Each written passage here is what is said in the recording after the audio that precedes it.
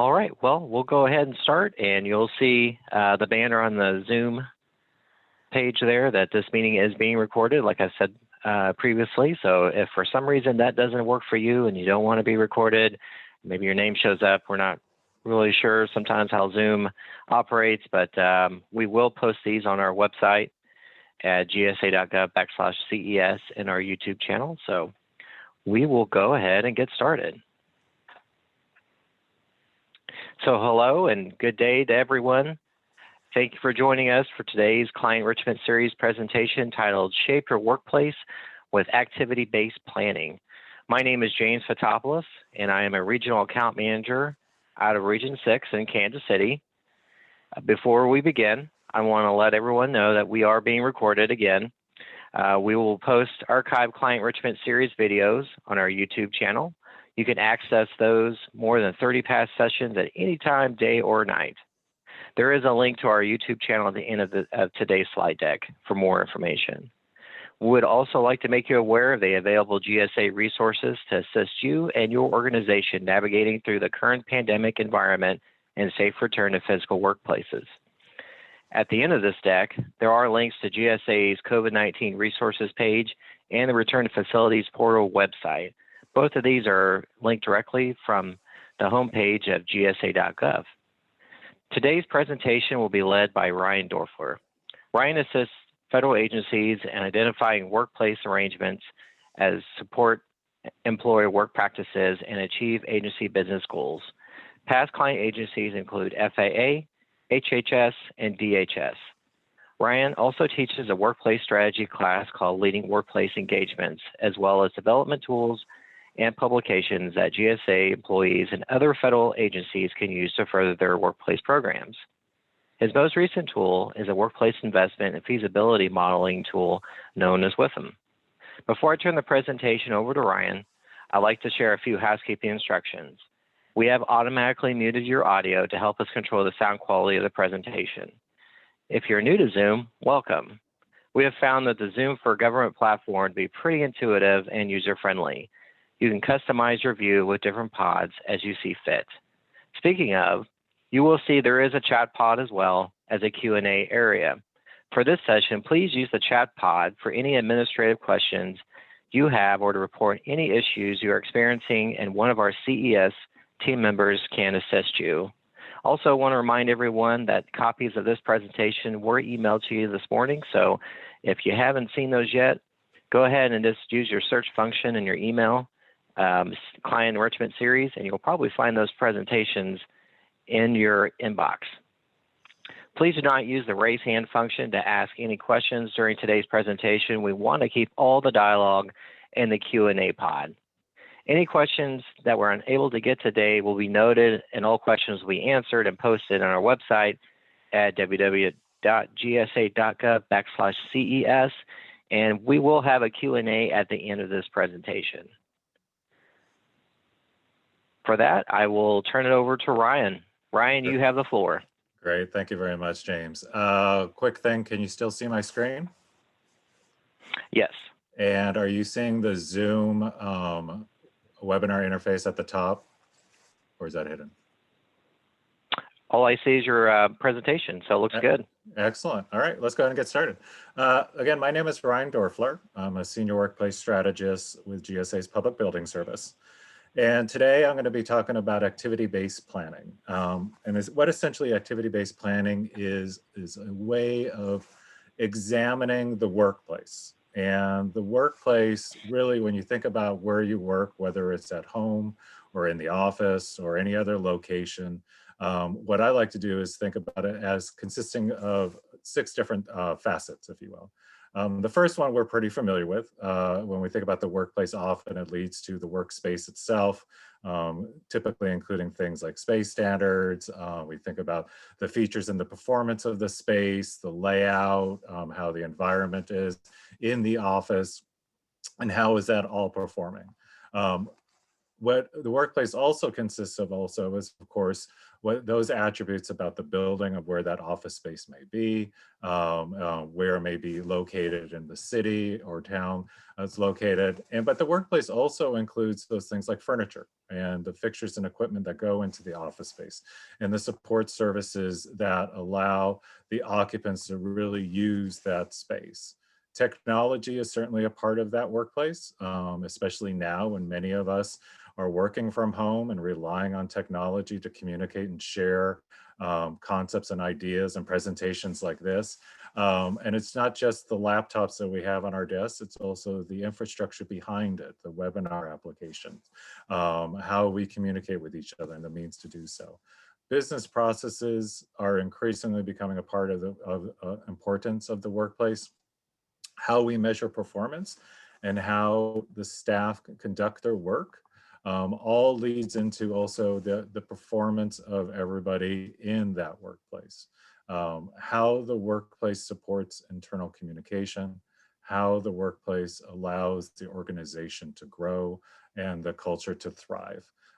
So activity-based planning is a method that GSA uses in our workplace engagements to look at all these different of the facets of the workplace so that it becomes truly effective for our clients. These days, with many of us working from home, this type of typology, if you will, looking at the different facets of the workplace is just as good as looking at it when we were looking at work at home considerations.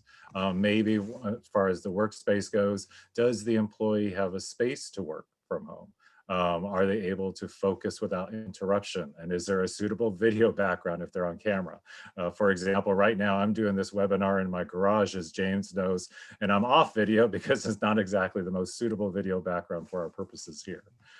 From working from home, where the home is at, location in the community, these are obviously things outside the control of the agency and maybe even the employees itself to a certain extent, but it does influence how productive that employee is when they're working from home, and are they able to go outside and walk around safely, especially now when there's a pandemic.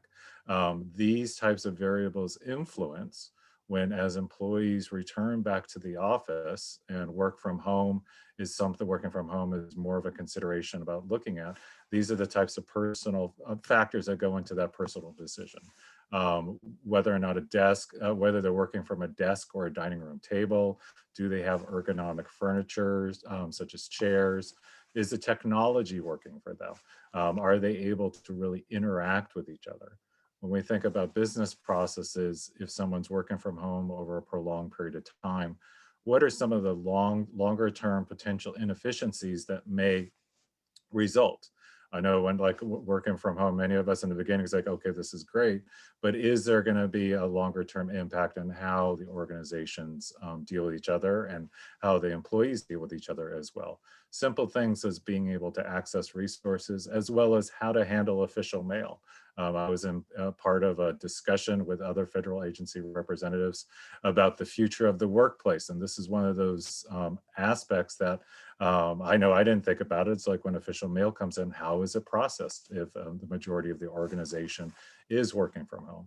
And then as well, also is how can a distributed organization with many employees working from home or other locations maintain that sense of connectedness that they would have otherwise achieved in the office? How do we avoid burnout from doing remote work? And is there any type of long-term cultural impacts? And how do, when new hires come on board, what would that process be, and how do you orient the new hire to how the organization works and what it's seeking to accomplish with its mission? So what activity-based planning does is it looks at those different facets through a variety of different tools to diagnose how the organization works, and then develop recommendations, workplace recommendations that are right for the organization. What you see here is the cover of a publication which covers a lot of this, called Activity-Based Planning. It's a publication from GSA's Public Building Service, and it is available for download. There's a link at the very end of this presentation, which shows you the website address. And all of the concepts that I'm covering today are covered in this publication as well. So when we think about the workplace and all these different facets of the workplace, I mean, when we really look at that and how it all connects, this allows us to discover how we can make it more effective for the organization. What you'll see is a little asterisk next to every time it says workplace, in that when we talk about the workplace, we're not only talking about the office space, but as well as wherever the employee may work, be it at home or in any other location as well. So where to begin? So there's a lot of, we get questions from our clients. I get questions sometimes. If an organization is doing a lot of distributed work now, by that I mean that many of the employees are working from home, and this is new for them, or they're kind of used to it. And it's like, how do we go back and how do we take into account all these different considerations? Well, the best time to start is at the very beginning, before, when you're really first thinking about doing a workplace project. But quite honestly, you can think about those different facets at any point. If we're looking at doing a new workplace project, for instance, for office space or in an office building, what I like to use for reference is what we call our PBS project lifecycle. You'll see there different arrows pointing to different phases of how GSA receives different types of requirements from our client agencies, ranging from strategic requirements to technical requirements, increasingly levels of detail, ultimately leading to the development of a requirements package and the delivery of that space, and of course, occupying that space. All of these details will be covered in more depth in next month's CES session. So I'm hope all of you will be able to join us then. But for now, what I'm going to do is focus more on the workplace engagement activities, particularly those aspects that really deal with identifying the facets of the aspects of an effective workplace. In the Total Workplace Program Management Office, the workplace engagement activities that we often execute with our clients, and by engagement, I mean engaging all aspects of the organization to help them discover what that new workplace is. Maybe early on in the PBS project lifecycle and the requirements aren't quite known yet, we might develop feasibility scenarios for them. For instance, using a tool such as the Workplace Investment and Feasibility Modeling Tool, also known as WIFM, nice catchy acronym for that particular tool. We may also do some diagnostic research, diagnosing what's going on in the workplace and using those research findings to come up with recommendations and a program of requirements for our clients. We also may use this type of information to develop workplace protocols and maybe even do a post-occupancy evaluation or doing some change management as well. Activity-based planning is an approach for doing that diagnostic research and developing those workplace strategies that would essentially feed into the different types of requirements that GSA or yourselves could use for the development of that new workplace. Now, the benefits of activity-based planning is the big one one of the big ones, is that you're able to optimize how your space is used in a way that's consistent with the nature of your organization, the mission, as well as the activities that are being conducted.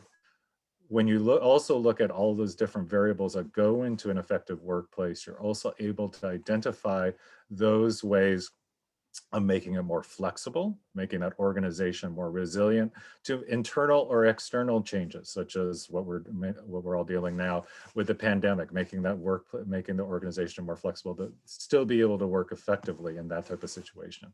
The activity-based planning approach allows the entire workforce to be engaged in the development of new workplace, and it also allows the organization to strengthen its culture through increased communication and collaborate both throughout or during the creation or identification and creation of the workplace, as well into when they're occupying the workplace as well. The way that we do that using the activity-based planning approach is we collect data, and we use that data to inform the strategies that we recommend to our client. We don't go into talking with our clients and say, well, in GSA, we did it this way, so we know it's right for you. Rather, we recognize that for every organization, or even organizations that are part of an agency, there is no single right way of doing that. It's all unique to the particular context of that organization. And a big part of understanding that is collecting information from leaders as well as collecting information from employees. From the leadership perspective, the big questions we ask and we really want to understand are those related to like culture, vision, mission, organizational direction. What are the big goals they want the workplace to achieve for them? How is the organization put together and how do they interact with each other, or external organizations as well? There's two ways that we do that. The first tool that we use for that, and there we go, is something called a visioning session, which is essentially a focus group of the senior most leaders in that organization that will be a part of that workplace change. And again, and by workplace, I mean not only at the office, but at home or other locations. So let's say your office space is ideally suited for you now, but you're getting additional FTE, and that workplace change is actually overlaying a healthy component of, let's say, working from home and some desk sharing.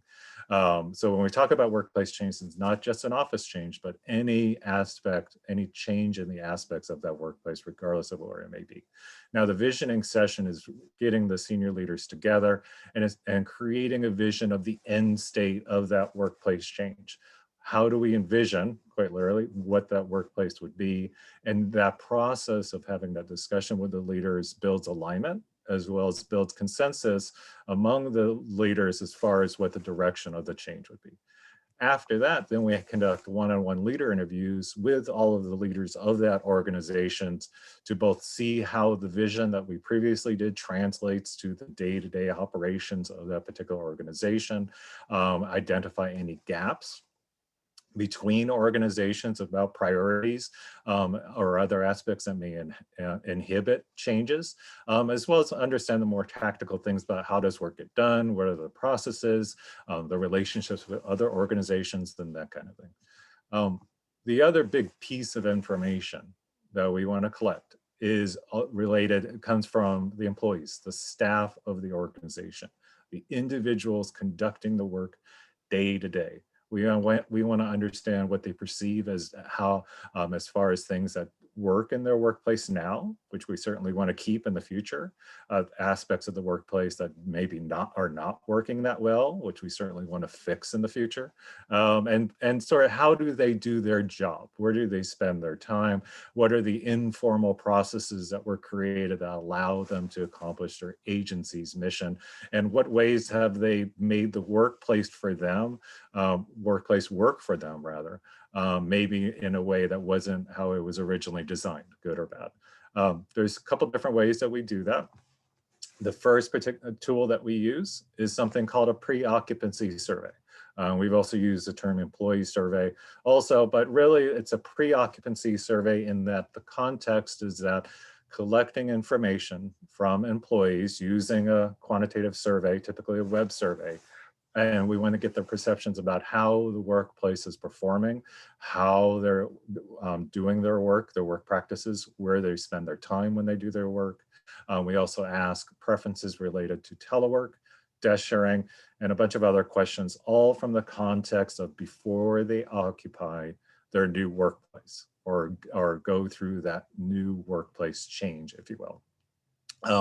What we like to do is when a workplace change is finished and they're well using, let's say if it's an office change and they're in their new workplace, what we like to do is, let's say 6 to 12 months later, is do something called a post-occupancy survey, which has very much of the same questions. And that allows us to do a before and after comparison of the workplace change. And if there's any course corrects that need to be done, little fine tuning, if you will, of the workplace, that allows the organization to use that information and to do those changes in an informed fashion. What we also do in engaging the employees in the workplace change and understanding how they do their work is something called an employee focus group. And the employee focus group, one of the things we do is show them the survey results to make sure it's an reasonably accurate representation of how the workplace is performing and how they do their work. Lots of charts, lots of graphs, the focus groups, everybody is invited. One of the things we love to have at these focus groups are any stakeholders, such as union representatives, also attend at the same time also. So everybody is hearing everything at the same time. what we also do is during these discussions is it informs any change management strategies that may be occurring at the same time as this effort or after or while the workplace is being created. Let's say if it's an office space being designed and constructed, or even afterwards. It also identifies a variety of different opportunities or obstacles that need to be considered throughout the workplace change. One of the last three tools that we typically use is more of an independent assessment, but we do get definitely some input from the employees as well. One of them is what's called a current space analysis, and we do that two ways. The first one is a walkthrough by an expert, like one of our consultants, if you will. It basically walks through the space to see how it's actually being used. And then we compare that information to what the leaders say and what the employees say as well. And the other tool that we use is something called the workplace scorecard tool, which I believe we're going to be doing a little demo of that one next month as well, in next month's CES session, which allows you to, using a quantitative scorecard, to rank or measure various aspects of the workplace and to see where you end up as far as the scoring of that workplace. This is particularly effective for that before and after comparison of a workplace change. An approach that we use is if an organization really wants to see how a space is actually used, we do something called a time space utilization. If you've done work with us before, you probably see different variations of these three words as well. Basically what it looks at as we have somebody observing how, for instance, a meeting room is used, how many people, if it's a 10-person meeting room, is it really 10 people using it, or is it one person using it and they just happen to reserve it, that kind of thing. And this allows us to validate the other research findings.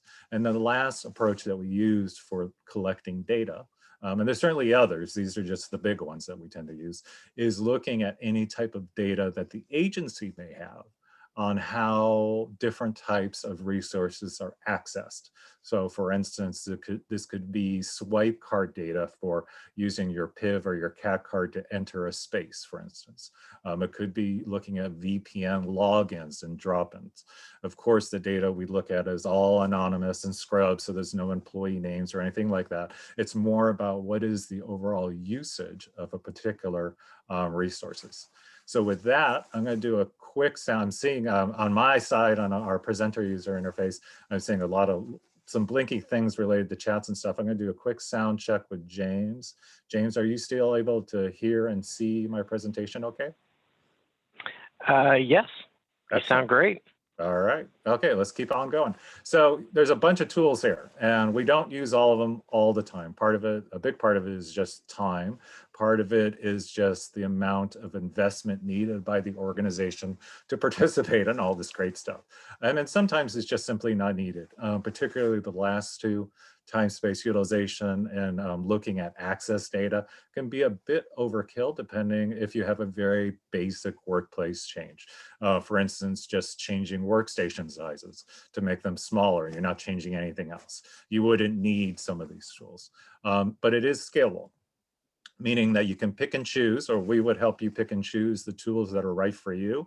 And the one thing we always want to keep in mind is we maintain the collection of data from those two overall perspectives. We want some data from the green section from the leaders, and then from the blue, from the employee perspective. So let's say you have a very simple workplace change. Maybe it's a smaller organization. It's just a single organization, let's say less than 50 people, or they're doing a very small amount of change. Then maybe we just pick the first two on the top of visioning session and maybe an interview. If the organization's really small and it's like only 2 leaders, then the visioning session basically becomes the interview. And then we would skip the survey because it'd be a lot easier just to talk to the employees in a focus group. And maybe we have someone walk through the space, or if it's geographically remote, or in times like this when we can't really fly safely to some locations, we may ask the organization to take pictures of the space. And we would do like what we would call a virtual engagement to sort of do that remote diagnostics, which I'm sure many of us, I know myself doing that when you meet with a physician to do a quick checkup, doing that over Zoom, if you will. If the workplace changes a little bit more, let's say you have multiple organizations and let's say they share spaces between them, there's a relationship that you want to see how it can become more effective, enhance the collaboration, if you will, then what we would do is add a pre-occupancy survey, because it allows us, if anything, to collect data from across the organization in a consistent manner, and it adds some defensibility, if you will, to the data that's being collected, as well as the recommendations that are based off of that. If your organization is going through a very dramatic workplace change, or it's a very large, or anything that's like really big, then what we would want to do, depending on the nature of it, may add one or even both of the diagnostic research approaches that you see there on the bottom, the time space utilization, or looking at the access data. Looking at the access data, a big part of it is if the data exists. If it's not there, then we really can't do that. But it's always worthwhile to explore what information is available.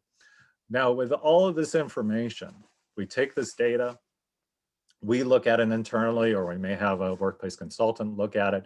And all of that, again, is to understand the aspects of the workplace, what's going on, and to help us create recommendations as far as what could work for you. One of the big questions we always ask is, how can we make sure the workplace, again, whether it's at the office, at home, or some other location, what's the best workplace that would support your organization's mission? An approach we like to use to frame that is something akin to the balanced scorecard approach, where what we do is, regardless of the organization, whether it's at a high level agency or a specific, let's say it's a small field office of 10 people, if you will, is we want to understand the goals that that organization cares about at that particular location that's going through the workplace change. And then we like to organize it into 4 quadrants. Finance is the money ones. Usually a big goal related there is utilization rates. I think many of us are familiar with that. The people goals are those related to enhancing the experience, let's say the employees, or maybe it's about retention or hiring new employees. Business processes are more those goals that relate to the execution of your mission. And customer goals, so however you define your customer, you might have goals related to that. For instance, the number of calls that you process, if it's a call center, or the quality of those calls, those type of things. The key thing is that we want to understand is what your goals are for at that location that's going through the workplace change. And we want to understand the business strategies, the strategies, the agency strategies that you're using to accomplish those goals. And then what we would do is identify tactics, workplace tactics, that would support your execution of those strategies and ultimately the execution achievement of those goals. And we would identify the overall impact, again, workplace with an asterisk, the recommendations would achieve. To give you an example of what I'm talking about, I'm going to go through the quadrants, and I have 2 examples with some photos. And for those of you following offline in the presentation, we are now on slide 22. If we think about business process goals, it could be things related to collaboration, it could be enhancing communication, relationships, functionality, all that kind of great stuff. More specifically, a goal could be we want to support the transfer of knowledge between organizations, and an overall business strategy is we want to leverage the technology that we have and that we're going to get to increase that collaboration. Well, workplace strategy that we may identify is really further leveraging that technology to really look at virtual collaboration tools in meeting spaces as well as outside office spaces. Another goal could be, or another tactic going on the outside, working our way in, could be creating a menu of spaces to support a variety of work styles. Maybe you have an organization with different types of job functions doing different kinds of work, but you want to create a very nimble workplace that works for all of them. So one of the ways that we would do that in the strategies is see, well, how do you look at your staff and the way they do their work, and as well as how would you like to improve your team communication collaboration. And as we work back is ultimately, that would of course align if your business goal was to enhance team effectiveness or maximizing the functionality of your workplace and other resources as well. Now, a really good example of that is one that I really like to use, and it just coincidentally happens to be the photos throughout this presentation, as well as in the activity-based planning publication as well, is from our regional office in Kansas City, also known as the GSA Region 6 office. In this instance, in 2015, they moved from the Bannister Federal Complex over to lease space in 2 Pershing Square. What you'll see is some nice stats related to the area, the reduction in total area, as well as the reduction in utilization rate. By that, we mean total square footage divided by number of personnel, while at the same time slightly increasing the number of FTE that space is services by. And this reduction achieved us a significant amount of savings as a result. But it wasn't just about money. The big thing was about how can we make the workplace support that variety of job functions. So when they were the regional office was at the Bannister, still at the Bannister Federal Complex, a couple of years prior, they created something called a mobility test bed that allowed each organization to rotate into this space of 6,800 usable square feet roughly, that can accommodate around 72 workers. In that, allow them to rotate in to try it out. One of the nice things about their current space is they had the benefit of creating this mobility test bed, while at the same time as organizations rotated in, their other space was still there when they returned. While they were doing this rotation, they collect a bunch of data about which aspects of the workplace work for them, which ones needed some tweaking, which ones just wasn't a great idea. And then they used a variety of surveys and other feedback mechanisms to inform the design of their current workplace. So what you see here is a variety of different spaces with some really neat branding designating the nature of the space and subtle reminders about the what type of zone it may be. For instance, a shush in the background, reminding people this is a quiet area of work in this particular instance. And in the building, it's fortunate enough to look over lots of openness, both into the interior courtyard type area as well as outside, trying to bring that natural light in, as well as provide a rich variety of spaces that allow the employees to pick from, depending on what type of work they're accomplishing or how they wanted to collaborate with each other. The little boxes you see in the background are lockers for those more mobile workers, and allow them to drop in and use desks such as these with really nice views.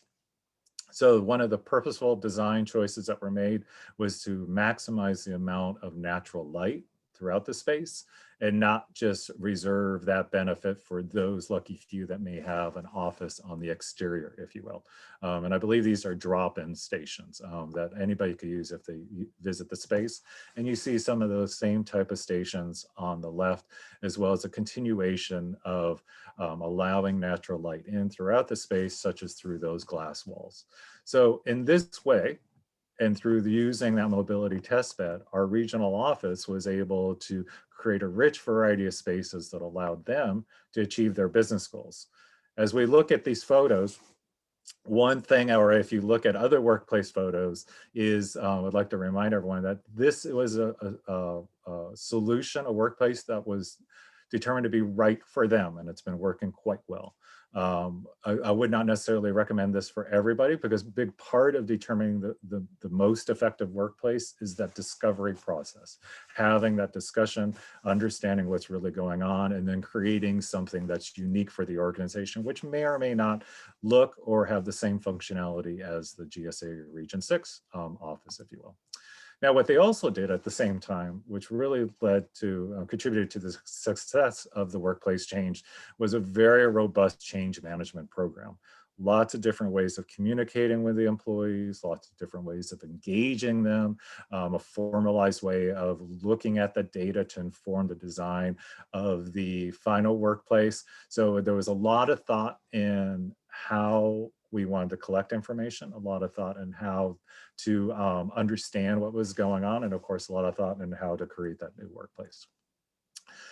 So the next type of goal that we have is something like a customer goal. And let's say it's like brand or environmental conscious, or even how we want the customer to experience our particular organization, or what type of messaging we want to have to the market or to the public. And a way to do that might be how we do our finding and wayfinding and signage. Another goal might be an agency maybe want to enhance the customer experience. When they deal with our agency and deal with our services, we want them to really, we want to work well, and that might mean creating some specific collaboration or breakout areas for the customers to use when they visit, depending on the nature of the organization. Or it could be as simple as expressing brand throughout the space. So when individuals visit the space, it's clear what that organization stands for. One of the best examples that I like to use is from where I'm from. I'm here in Seattle, is from the U.S. Army Corps of Engineers, where we created a new space for them. Just a little south in South Seattle.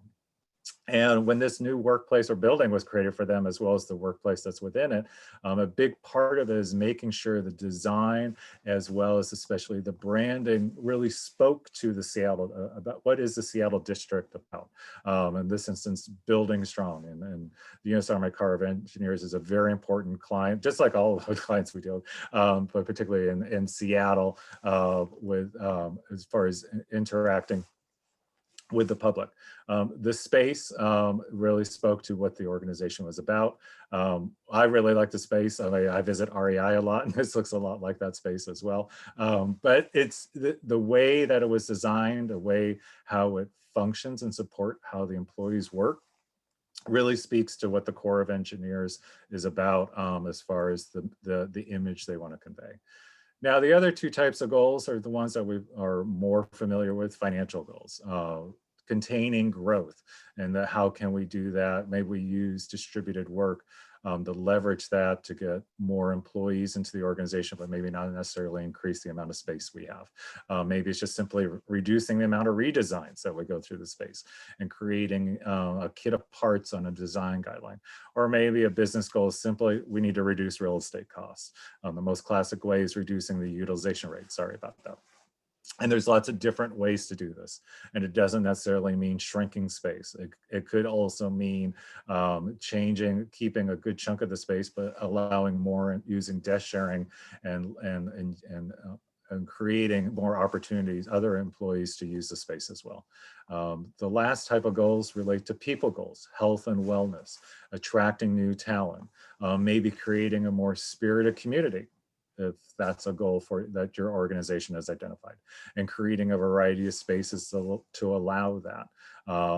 Supporting mobility and flexible working. This might be a goal that you're currently considering enhancing or maybe creating from anew, and that certainly gets into a discussion about what the workplace is like, and both what it could be in the office as well as working from home, and how do we support that. Or it could be as simple as we want to increase, we want to attract new talent. We want them to get a lot more people wanting to work for us and retain the staff that we have. It could be changing the amenities, or as people return back to the office, just changing that experience after the pandemic. So regardless of what their goals are, the approach that we use is pretty much the same, where we collect information from the leadership to understand what those goals are and map those to what types of workplace recommendations that would be right for you to help you achieve that. The other thing we want to do, and here you go, the ultimate leading to the effective workplace. And we look at all these different aspects during those discussions. The other question we want to ask or explore with you is, how can we make sure that the workplace supports employee productivity? We want to make sure the workplace works, and it isn't just something that your organization staff kind of has to live with. The way to give you an idea of how we do that is, I'm going to do a quick tangential thing related to pre-occupancy surveys. Now, we've been using pre-occupancy surveys since 2008. And we've done those for what we call national engagements, where we work with a client to develop national design guidelines that could be used across the country. So we've done 15 of those, both internally and with our clients, as well as a variety of different projects of all different sizes and locations and mission. And we've worked with 32 client agencies, and that has allowed us to collect a bunch of data since 2008. One of the things that we look at that stayed consistent is really looking at how organizations do their work and basically looking at the nature of that organization.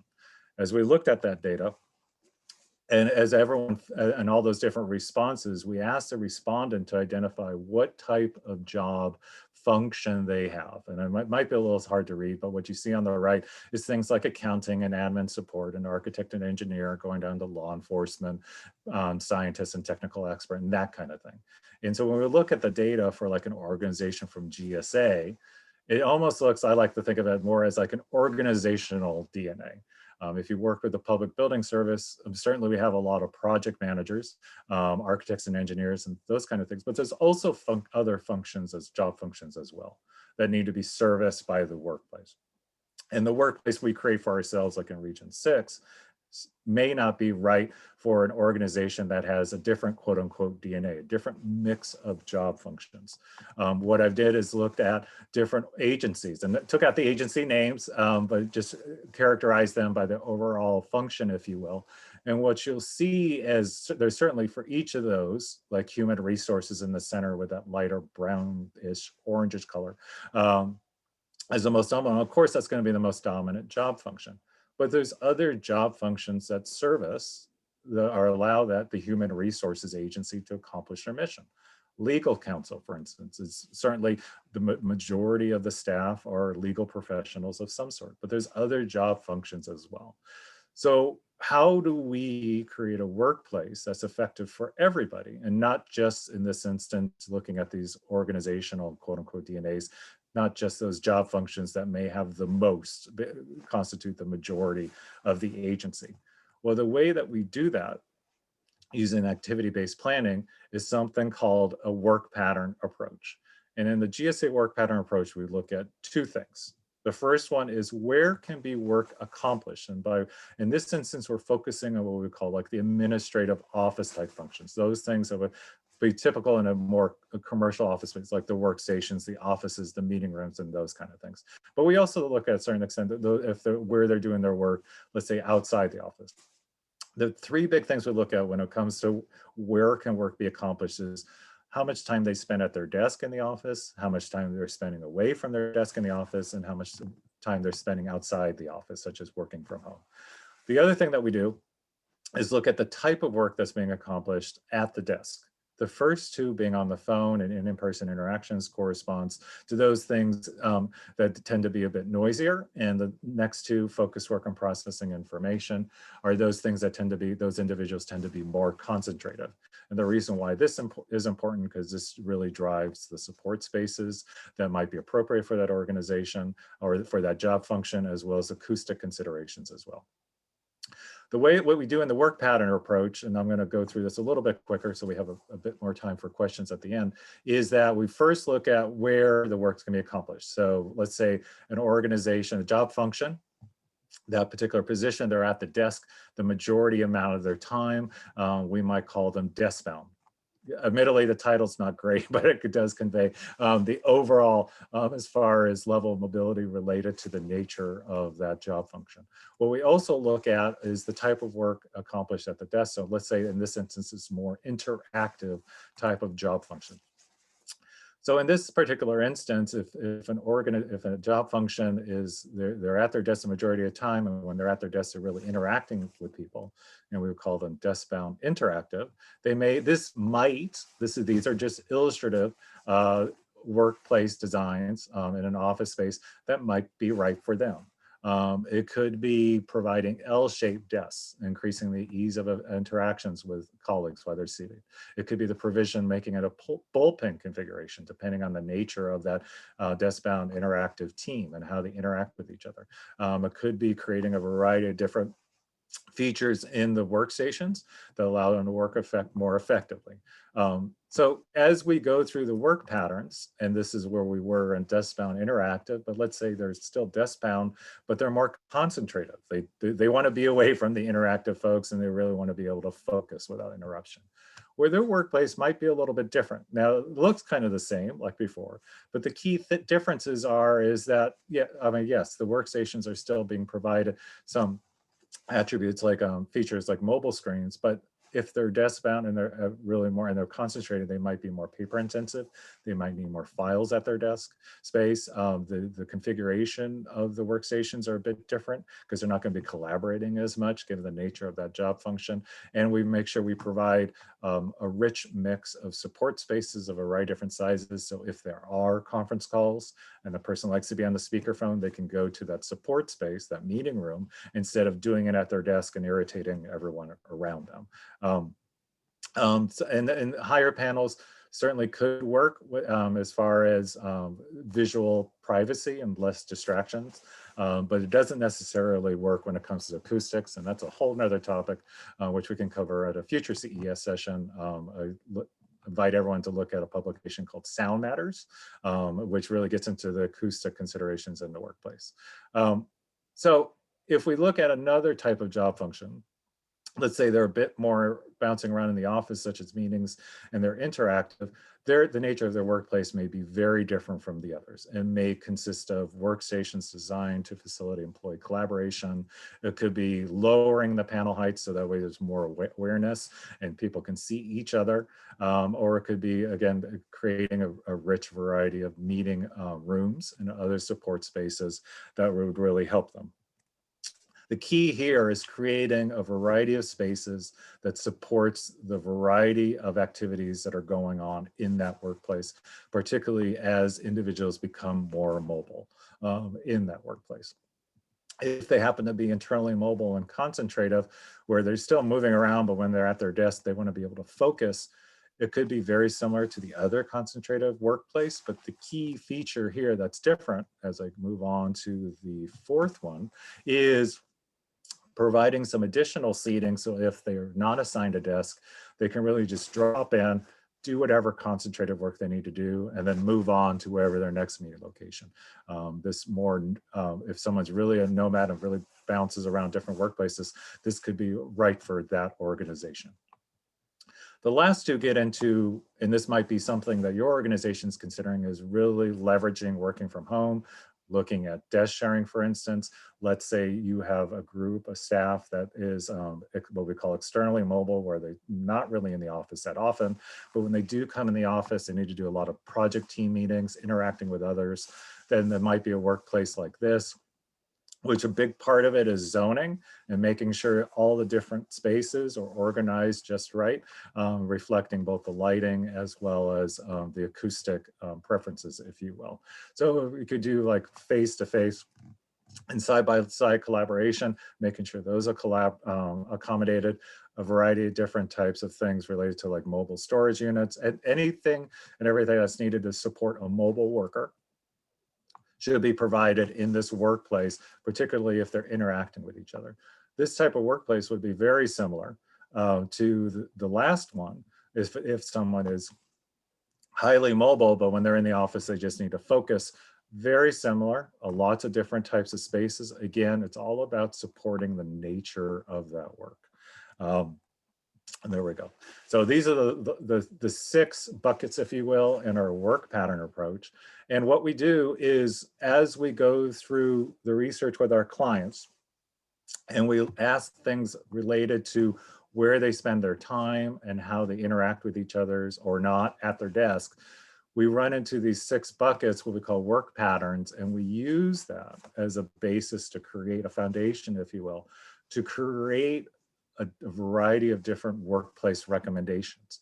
Now, if we remember back to that organizational DNA, you could have different job functions, and each of the job functions, let's say 6 of them, and they all fall into 6 different work patterns. We can still accommodate that in your overall workplace through really exploring how those job functions work, how the organizations relate to each other, look at the adjacency. And I'm not sure if you can see my cursor, But in the center, top center of the floor plan, there are a variety of different meeting rooms here. It could be as simple as doing, if you look at the left between the light green and the light yellow, providing some meeting rooms as an acoustic buffer, if you will, between the more interactive organization and the concentrative organization. These are just some of the considerations that go into the workplace recommendations we provide through activity-based planning. Other considerations include finding ways to strengthen the sense of community in your organization, making sure that collaboration and concentration is balanced throughout to whatever the preferences may be for the different types of job functions. In finding ways to maximize accessing daylight. In a few months, we're going to be releasing a publication called Light Matters that covers everything related to lighting. There's a lot of great buzz about this, and that'll be coming out in a few months, and that will really get into the aspects that one should consider, everything related to daylight, artificial light, all that kind of great stuff. Making sure that there's flexibility in the workplace. So that way, if your organization changes or if there's an external, something that pops up that really has a big impact on the ability to do your mission, the workplace can adapt to that. Finding ways to enhance team visibility, if anything, between peers or between teams. One key thing, especially if you're considering a dramatic reduction in the size of your space, such as shrinking workstations to achieve, let's say, for instance, the financial goal of a utilization rate target, then one of the things we want to look at is managing the actual and perceived density. The numbers may look like it's dramatically reduced, but might not be perceived like that. The Region 6 example, GSA Region 6 example that I provided earlier in the photos throughout this publication, that utilization rate shrunk tremendously. However, it doesn't feel like that because of all the glass walls for the meeting rooms and all the natural light coming in. Acoustics is a very important consideration when we survey the occupants of our buildings. One of the big things we hear is, okay, noise tends to be an issue, can be an issue. And of course, expressing a brand identity. What does your organization stand for? Or when employees work there, a way of inspiring, being inspirational for there, then they want to be there. And the Corps of Engineers was a good example of that. If you're looking at desk sharing, activity-based planning, the approach will give you the information that you need related to that. Big things to consider relate to making sure that desk sharing aligns with your organizational goals, making sure that there's constant communication, and if desk sharing is new for you, looking at change management as a way to address potential cultural issues. Technology, of course, is a huge thing. Related to that, thankfully, at least for myself, I have a laptop that's working really well, a Wi-Fi connection that's really solid, and that allows for me to do this presentation for you all. But making sure that technology is appropriate given the task at hand. And the reservation system, to go back one, relates to being able to, if you're doing desk sharing and employees are sharing desks in the office space, making sure there's some sort of reservations there system so individuals know where their seat's going to be when they arrive into the office. And then, of course, making sure that those processes are established that support desk sharing, taking into account both remote work, the people that may not be in the office, being able to work with those people who are in the office, as well as the more asynchronous work practices that maybe your organization's adopting. So all these different considerations are explored in activity-based planning, ultimately, as well as these different facets, ultimately to help identify those ways to create an effective workplace, again, with the asterisk, at home, at office, or at other locations, whatever is right for you. So with that, here's the shameless plug about how GSA can help you improve the effectiveness of your workplace. Here, what we see here is a map of what we call our regional workplace executives, essentially the workplace leads in each of the GSA regions that are ready to help you to answer your questions as far as related to how to look at a workplace and create how can we make it more effective? Or if you don't know where to turn and you want to reach out to our national office at the Total Workplace Program Management Office, just send us an email at workplace@gsa.gov. And with that, here's again a picture of the cover of the activity-based planning publication. You see there, again, the GSA regional office in Region 6, which doesn't seem very dense, but it does achieve a really good utilization rate there. And then here is that location to get that. Oops. And it looks like for some reason the URL is not there. I must have gotten off there, but we'll get that in a second. I believe I'll turn it over to James. Yeah, so there's the website. For some reason, the URL dropped off in the presentation, but we'll make sure to get it to everybody in some way. But when you do go to this website on gsa.gov, you'll see there highlighted in green or outlined in green how you can download the publication, as well as a few others as well that you might be interested in. So with that, that concludes the presentation, just in time, about an hour. I'm going to go ahead and, and then my email address is at the bottom there, ryan.dorfler@gsa.gov. Feel free to shoot me an email with any questions or requests. And with that, I'll turn it over to James. Thanks, Ryan.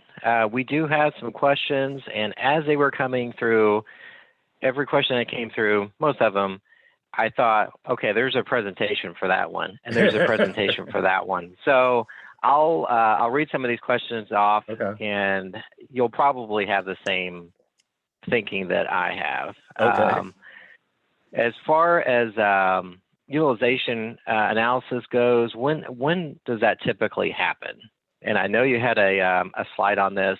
I think that had some kind of like a step-by-step as far as when we get requirements. Yeah. Yeah. So basically, when does that happen? When does it happen? Well, it really, if you're looking at well, the question I have, is it utilization related to how the space is used, like that meeting room you see in the back there?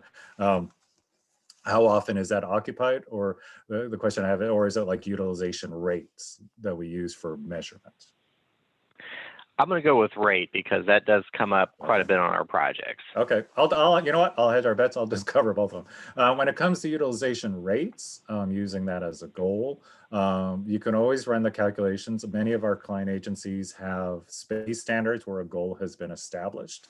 Let's say it's 180 usable square feet per person, and they only count the office space, for instance. They don't count things like SCIFs or server rooms and those kind of things, which tend not to be driven by population.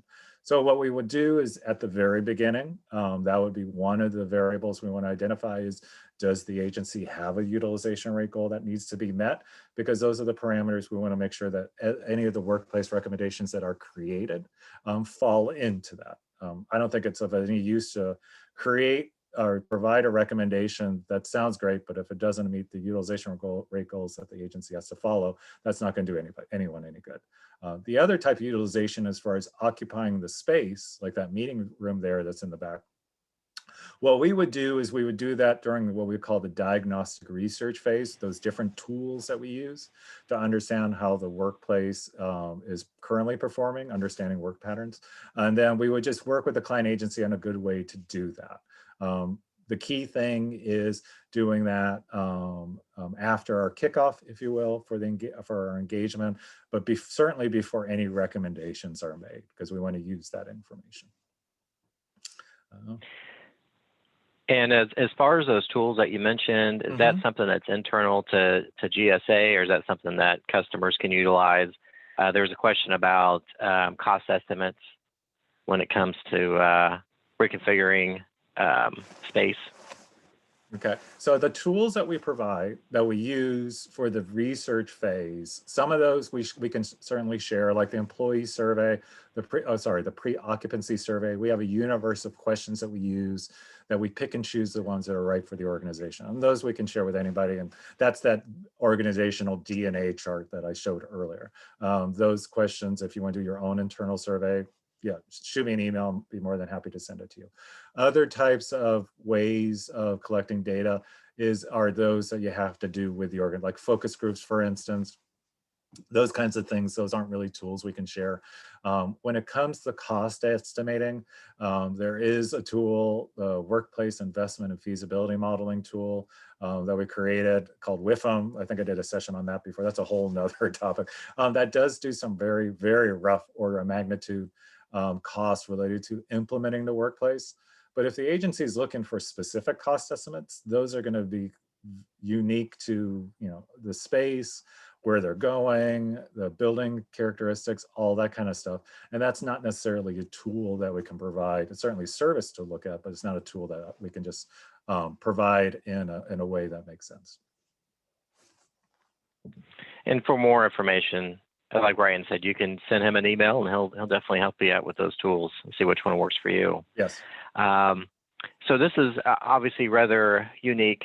You did have some photos of the Region 6 regional office there, and we had somebody that had attended that location back in 2016, it looks like, and they were wondering, have we made any changes to that space? I could probably give my own answer, but I wasn't sure, Ryan, if you had any intel on that. Unfortunately, I don't know. So if you have some new information, yeah, please share it. Okay. So as far as the photos that you see in Ryan's presentation, they're pretty close to what that space looks like now. Some of the changes that we've seen is, and of course, over time, you live in the space and you think, well, it'd be really great if we had, a space that we could roll drawings out and look at those. Or if we had a monitor here, we could do a quick huddle or presentation to our branch or division. So we've done things like that, especially when it comes to design and construction. We've put some areas where they can just roll drawings out. Drawings, they come all different shapes and sizes. So we had some areas installed for that. Some of our branch chiefs wanted their own area to where they could meet as a group on Mondays and have a monitor there for notes. So we created some areas for that. But as far as any major changes, what you see in those photos is what it looks today.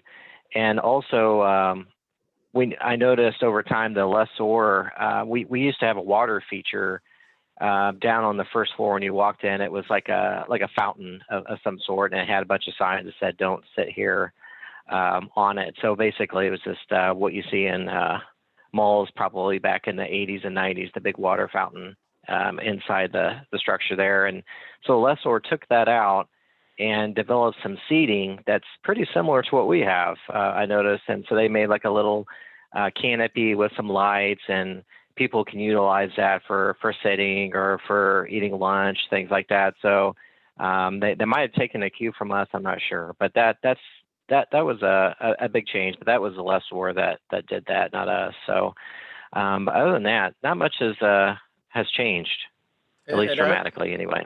And I would say that's a good question, because it really does relate to post-occupancy evaluation surveys.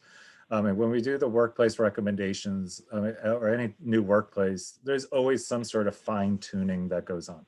Maybe there's a business process, or you might be doing more desk sharing and you need to accommodate more visitors or rearrange the furniture a little bit. The post-occupancy evaluation survey is a tool that we use. The questions are very similar to the pre-occupancy survey. And then what we ask that is about 6 to 12 months after the occupants use the space. So it's kind of like after the broken in period, if you will. And then that allows the organization to say, okay, let's make those adjustments. So that way it really does increase the effectiveness, if you will, versus having the occupants having make do, because we don't want people making do in their workplace. We really want it to work for them naturally.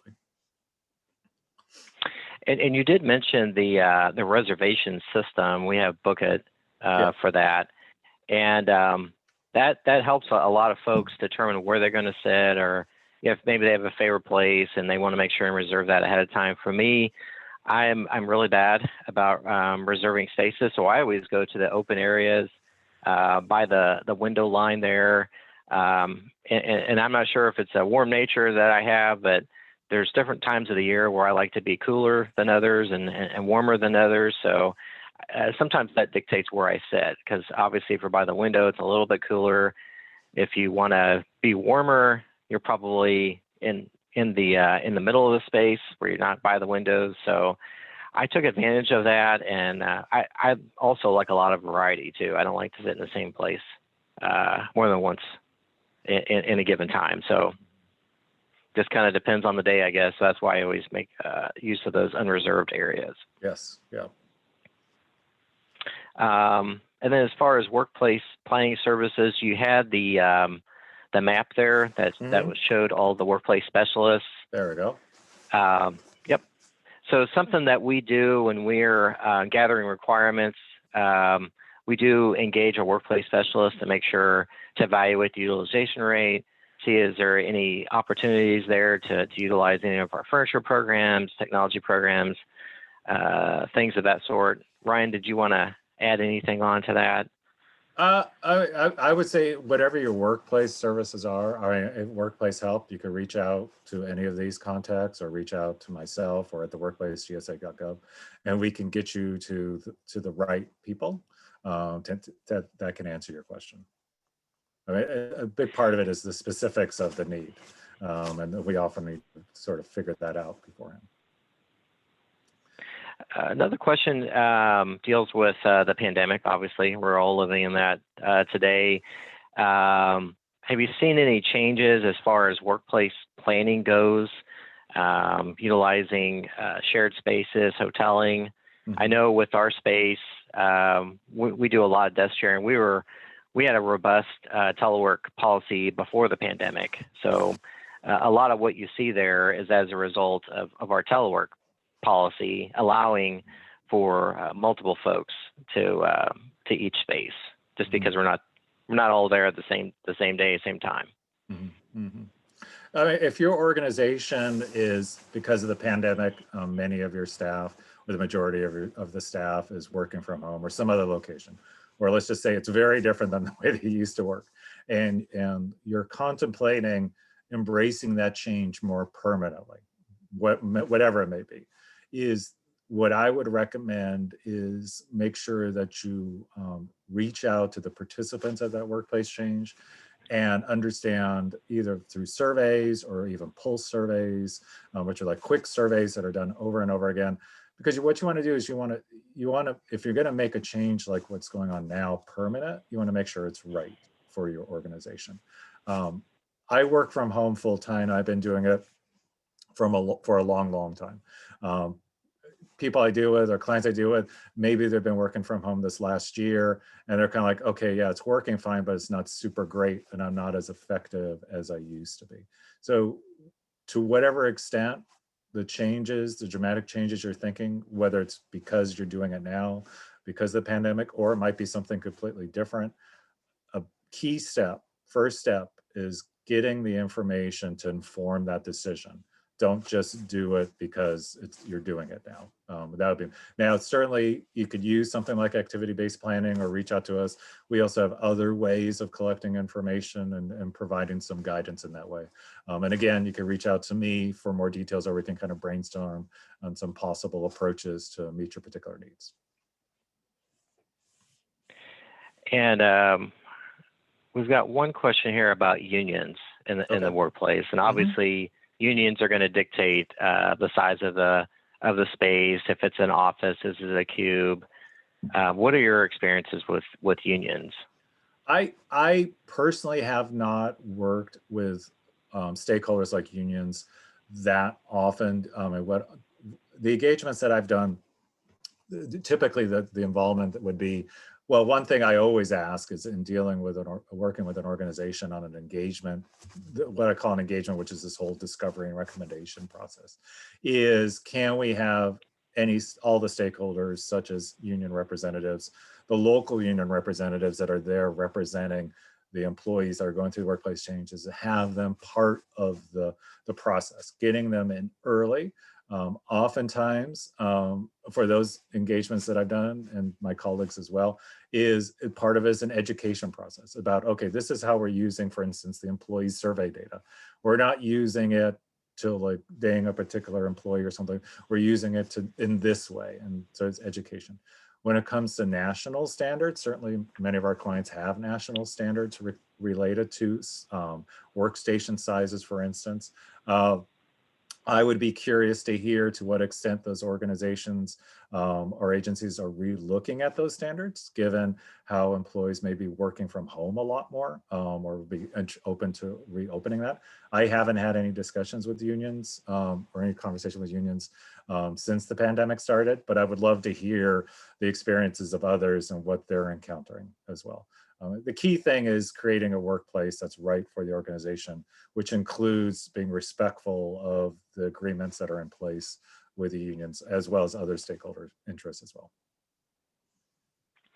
And I think to add on to that, when we show pictures of our space, mock-ups, drawings, things like that, it's not necessarily a one size fits all, because we've had people tour our space and love it, and we've had people tour the space and say, well, I don't know if that's going to work for us because of our mission. But there are certain characteristics that people like, especially law enforcement that we've had tour the space.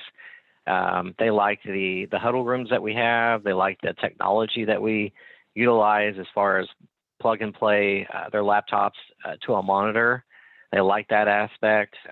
Another aspect they like were some of our walls have a metal material, so they're magnetic, and they would use butcher paper to write down notes, and then put the butcher paper on the wall. And so a lot of the planning that law enforcement does, they would utilize that butcher paper, and then once they're done, and they just shred the paper. So I've had law enforcement agencies really like those huddle rooms. Yeah, they're fantastic. I mean, when I visit our spaces, when I travel to like 1800F, for instance, in DC, our headquarters, having the huddle rooms and different types of spaces like that, it's really nice. And being able to reserve my desk through something like Book It is also nice. Just trying to find out where I'm going to be sitting on that particular day. It's very good. Okay, Ryan. Well, it looks like we've answered a lot of the questions, and like I said, some of the questions are related to presentations that are actually coming up. So they're good segues to some of these presentations that Ryan and other folks are going to be doing in the future. We'll have more information as far as tools, planning, things of that sort. But like we showed on the previous slide, we have the map of our workplace specialists, and those are definitely folks to reach out to if you do have questions about your space, especially if you have an expiration that's coming up, and maybe you're 3.5 years away from it, and you want to start planning now. So. Yeah, and what I'd like to do, James, if it's okay, I noticed one other error on the map, and I'm kind of surprised. Alex Secor there, we actually just picked him up in our office, so the point of contact needs to change. So what I'd like to do, in addition, because it's also missing that URL address, is send a corrected copy to you for distribution to everybody, just to fix those small errors, if you will, and then we can get that out to everyone. But again, if anybody has any questions, please email me at the email address there, or workplace@gsa.gov. So with that, James, I'm going to turn it over to you. Okay, well, sounds good. Thanks, Ryan, for your presentation. Just like to thank Ryan for his time developing this presentation. Obviously, there's a lot of information in this one. So like I said, we're going to have presentations down the road that I'll probably break out some of the slides that you see into more detail. I also want to thank everyone, our customers, for calling in. I know it's a busy time, and I do appreciate cutting an hour and a half of your day to spend with us. As far as our Q&A goes, we will post formal written responses to those questions and comments, and post those on our website at www.gsa.gov/CES. And as Ryan had mentioned, we will upload this presentation as well to that site. So keep a lookout. It takes a couple of weeks for us to post the presentation and the YouTube video as well. So give us a little bit of time on that. The next sessions that we have is our e-Reader Digest classes that we have. February 9th is the next one for that. On February 18th, we have the Occupancy Planning and Solutions presentation. So some of the things that we talked about there might be in that presentation. And to learn more and sign up for those classes, again, go to gsa.gov/CES. In closing, the goal of the Client Enrichment Series is to engage our audience in workplace topics that contribute to your mission success and to your effective management of your real estate and workplace programs. Thanks again, and have a wonderful rest of your day.